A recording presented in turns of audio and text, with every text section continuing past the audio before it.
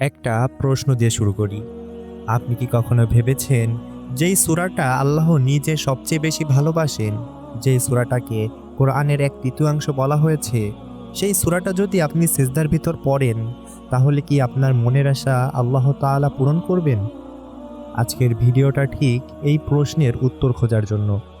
কিন্তু একটা কথা শুরুতেই বলে দিই, আজ আমি কোনো বানানো ফজিলত বলবো না, কোনো গ্রান্টি ফর্মুলা শোনাবো না। আমি শুধু দেখাবো কিভাবে সেজদায় গিয়ে আল্লাহর প্রশংসা করা যায়, কিভাবে সূরা ইখলাস পড়ে দোয়া করা যায়, আর কোথায় আমাদের থেমে যাওয়া উচিত। ভিডিওটা শেষ পর্যন্ত দেখবেন, কারণ শেষের অংশটা না জানলে অনেক সময় আমরা অজান্তেই ভুল বিশ্বাসের উপর থেকে যাই।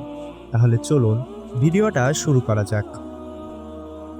ধরুন আপনার মনের ভেতর একটা আশা আছে, সেটা হতে পারে চাকরি, রিজিক, বিয়ে অথবা সুস্থতা। যাই হোক, আপনি সিদ্ধান্ত নিলেন আপনি এটা কারোর কাছে না, সরাসরি আল্লাহর কাছে চাইবেন। এরপর আপনি সুন্দরভাবে ওযু করলেন, পরিষ্কার মন নিয়ে নামাজে দাঁড়ালেন। নামাজে দাঁড়িয়ে আপনি তাকবীর বললেন, আল্লাহু আকবার। এই কথাটার মানে কিন্তু খুব গভীর। এর মানে আল্লাহ সবচেয়ে বড়, মানে আপনার সমস্যার চেয়েও, আপনার আশা থেকেও আল্লাহ অনেক বড়। এরপর আপনি সুন্দরভাবে কিরাত পড়লেন, সুন্দরভাবে রুকু করলেন, তারপর ধীরে ধীরে চলে গেলেন সেজদায়। এই সেজদার জায়গাটাই আজকের ভিডিওটির সবচেয়ে গুরুত্বপূর্ণ অংশ। কারণ রাসূলুল্লাহ সাল্লাল্লাহু আলাইহি ওয়াসাল্লাম বলেছেন, বান্দা তার রবের সবচেয়ে কাছাকাছি থাকে সেজদার সময়। এখন আপনি সেজদায় গেলেন, প্রথমে আপনি পড়লেন সুবহানা রাব্বিয়াল আলা। এটাই সুন্নাত। এর মানে আমার রব যিনি সর্বোচ্চ, তিনি পবিত্র।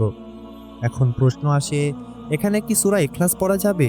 আপনি যদি এই নিয়তে পড়েন, আমি আল্লাহর একত্ব ঘোষণা করছি, আমি আল্লাহর প্রশংসা করছি, আমি আল্লাহকে মহান বলে স্বীকার করছি, তাহলে আপনি বলতে পারেন, কুল হুয়াল্লাহু আহাদ, আল্লাহুস সামাদ, লাম ইয়ালিদ ওয়া লাম ইউলাদ ওয়া লাম ইয়াকুল লাহু কুফুয়ান আহাদ।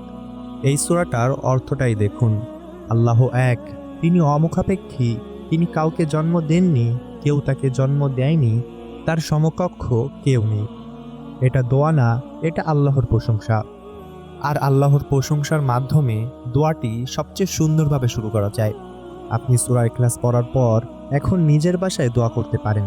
আপনি বলতে পারেন, ইয়া আল্লাহ, আমি আপনার একত্ব ঘোষণা করলাম, আপনি এক, আপনি মহান। আমার এই আশা আপনি জানেন, যদি এটা আমার জন্য ভালো হয় আপনি সহজ করে দিন। এখন খুব গুরুত্বপূর্ণ একটা বিষয় বলি। অনেকে বলে সেজদায় সূরা ইখলাস পড়লেই সব আশা পূরণ হবে। এই কথার পক্ষে কোনো হাদিস নেই, কোনো নির্দিষ্ট প্রমাণ নেই। আমরা যদি এটা বলি তাহলে সেটা সত্যের সীমা ছাড়িয়ে যায়। সূরা ইখলাস খুবই ফজিলতপূর্ণ। আল্লাহর প্রশংসা করা এটা দোয়ার আদব। কিন্তু এভাবে বলা ঠিক না যে এই সূরা পড়লে নিশ্চিতভাবে সব আশা পূরণ হবে। কারণ দোয়া কবুল হওয়া আল্লাহর হিকমতের উপর নির্ভর করে। তিনি দিতে পারেন, তিনি দেরি করতে পারেন, তিনি অন্য কিছুর মাধ্যমে দিতে পারেন। আর এই বিশ্বাসটাই আমাদের ঈমানকে সুন্দর রাখে। আমি সূরা ইখলাস পড়ছি কারণ এটা আল্লাহর প্রশংসা।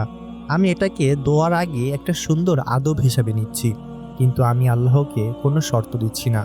এই জায়গায় এসেই আপনি কিছুক্ষণ সেজদায় চুপ করে থাকবেন। এই নীরবতাটাই অনেক সময় সবচেয়ে গভীর দোয়া হয়।